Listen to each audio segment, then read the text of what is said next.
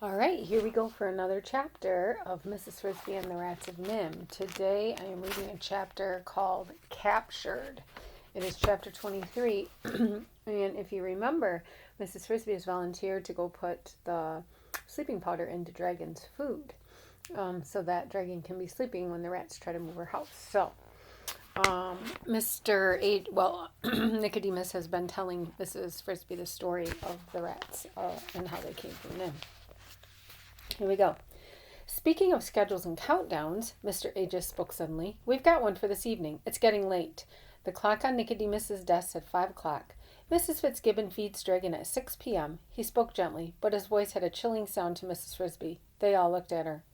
I'm ready, she said quietly, but there are still a few minutes. And one question you have not yet answered, why did Jonathan never tell me anything about NIMH or any of the rest?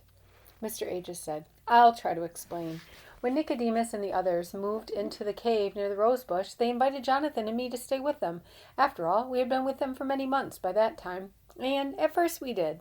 But after a few weeks, we decided to move out. We were, you realize, different. We both felt strange, associating always and only with rats, even though they were our close and good friends. As for me, I wanted more solitude and less society. Jonathan, on the other hand, was younger than I and felt lonely. So we moved, at first together, to the basement of the old farmhouse where I live. Then Jonathan met you, at a stream near the woods somewhere, I think he said. Yes, said Mrs. Frisby, I remember. From then on he worried. He didn't want to be secretive, but he didn't know how to tell you one thing. I'm sure Nicodemus has explained to you that the injections we got at NIMH had two effects. One of them was none of us seemed to be growing any older at all. The children, yes, but not the adults. Apparently, the injections had given us all a much longer lifespan than even Dr. Schultz had anticipated. You can see why this would have been a dreadful thing for Jonathan to have to tell you. You never had the injections. That meant while he stayed young, you would grow older and finally die. He loved you, and he could hardly stand that thought. Yet, if it was distressing to him, he thought, how much more painful would it be to you? That is what he cannot bring himself to tell you. He would have told you eventually. I know he intended to. Indeed, you would have found out yourself. You would have seen it happening. But it was hard. He kept putting it off, and then finally it was too late. Poor Jonathan, said Mrs. Frisby. He should have told me. I wouldn't have minded.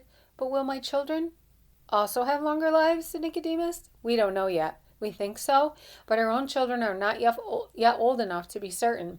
We do not know if they've inherited the ability to learn. They master reading almost without effort. He stood up and took out his reading glass and looked up at the clock, but Mrs. Frisby interrupted again. One more thing, she said. What happened to Jenner? Nicodemus said, he left. He was against the plan from the start. In our discussions, he tried to persuade others to oppose it too. Only a few joined him, though. There are some others who are still doubtful about it. They're going to stay with us and try it. The argument stayed reasonably friendly, but the last straw for Jenner was when we decided to destroy the machines. Destroy them? For two reasons. One, so that if anyone ever finds the cave, there won't be any evidence of what we've been doing. Nothing but broken bits of metal, debris that will look like ordinary junk. We'll pull our electric cable, our lights, our water pipes. We'll close up the tunnels leading in. The other reason is more important. When we move to Thorn Valley, we're going to have some hard times. We know that. And we're braced for it. If this cave is still open, with the machines and lights, the carpets, and the running water still here, there will be a terrible temptation to give up and move back to the soft life. We want to remove that temptation. But when Jenner heard the decision, it was made at a meeting. He grew really angry. He denounced us all as idiots and dreamers. He stamped out of the meeting, and a few days later he left with the group, forever, taking 6 of his followers with him. We don't know where they went, but we think they'll try to find someplace where they can set up a new life like this one. I wish them luck, but they'll have trouble. There won't be any toy tinker this time. They'll have to steal their machines, everything. That worries some of us, because if they get caught, who knows what might happen. But there's nothing we can do about it.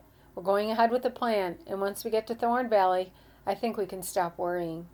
Justin stood up. It's time to go. He picked up the paper with the sleeping draught in it. Mrs. Frisby, Justin, and Mr. Aegis walked together up the long corridor to the rose bush. Remember, when you come up through the hole in the kitchen floor, Mr. Aegis said, you'll be under a cabinet. It's low, but there's room to move. Go a few steps forward, and you'll be able to see out into the room. Mrs. Fitzgibbon will be there, getting dinner for her family. They eat about 6. When she's got their dinner ready, she'll feed Dragon. He won't be in the kitchen, but he'll be waiting just outside the kitchen door on the porch. She doesn't let him in while she's cooking because he makes such a pest of himself, rubbing against her ankles and getting between her feet. If you look to your right, you'll see his bowl. It's blue. It has the word kitty written over and over again on the side. She'll pick it up, fill it with cat food, and put it down again in the same place. Then watch closely. She'll walk over to the door to let him in. That's your chance. Her back will be toward you. She's got to walk about 20 feet. It's a big kitchen. The bowl will be about 2 feet away from you. Be sure the paper packet is open. Then dash out, dump the powder into the food, and dash back. You don't want to be in sight when Dragon comes in. I can tell you that from experience. Is that how you got hurt? I got there a few seconds late. I decided there was still time. I was wrong. At the arch in the rose bush, Mr. Aegis left them. With his cast, he would not be able to climb through the hole to the kitchen. There was no point in his going further. Mrs. Frisby and Justin moved out of the rose bush and looked around them. It was still light, though the sun was low on the horizon. Straight ahead of them, perhaps 200 feet away, stood a big white farmhouse. Dragon was already on the porch, sitting just outside the door, looking at it expectantly. To their right was the tractor shed, and beyond that was the barnyard fence and the barn itself, casting a long shadow. Behind them rose the woods and the mountains. To the left, Mrs. Frisby could see the big stone in the middle of the garden, near which her children waited. As soon as her task was done, she thought, she must hurry to them and get ready for the move. We go under the right side of the house, Justin said quietly. Follow me. They made their way around the edge of the yard, staying in the shadows, keeping an eye on Dragon. Justin still wore his satchel and had put the powder package in it. There was a basement under the main part of the Fitzgibbons' house, but the big kitchen had been added later and stood on a foundation of concrete blocks, with only a crawl space underneath. As they approached this gray foundation, Mrs. Frisby saw that near the middle of it, a few inches off the ground, there was a square patch of darker color. It was a hole, left for ventilation. There was a screen over it. When they reached it, Justin caught hold of the screen and pulled the corner. It swung open.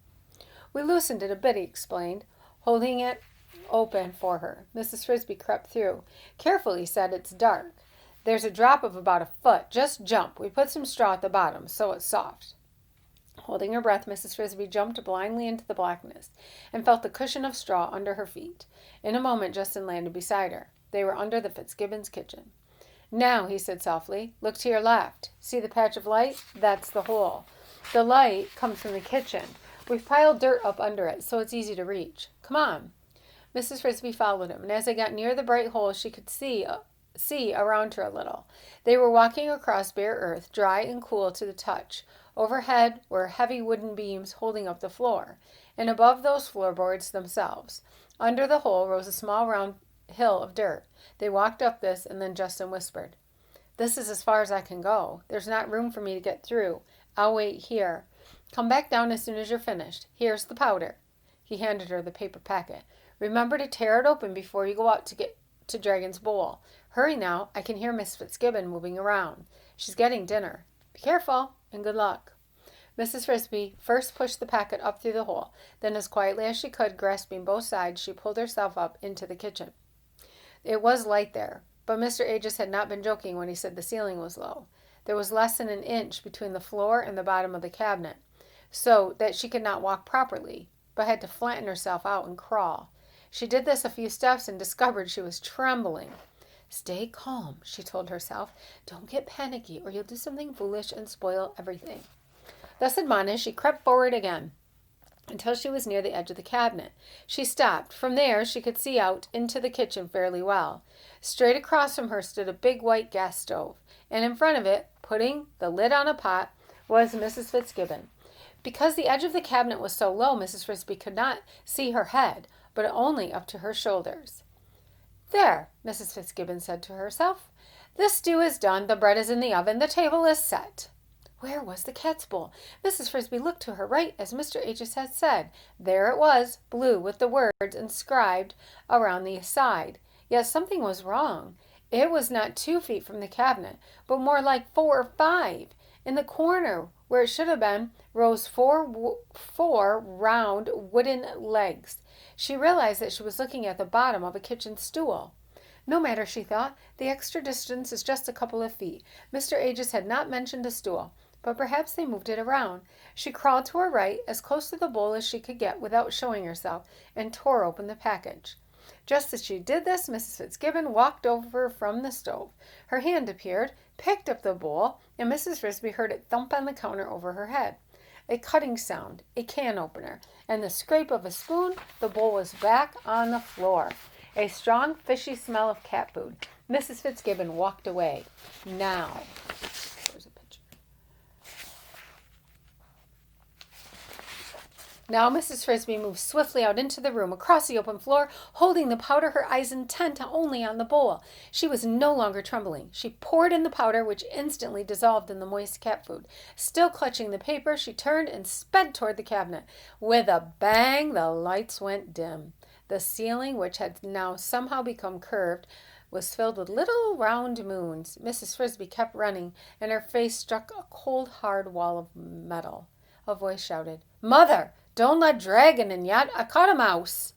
Billy, the younger Fitzgibbon's son, had been sitting on the kitchen stool, his feet up on the rung, eating berries from the colander. The colander, upside down, was now over Mrs. Frisby. Oh.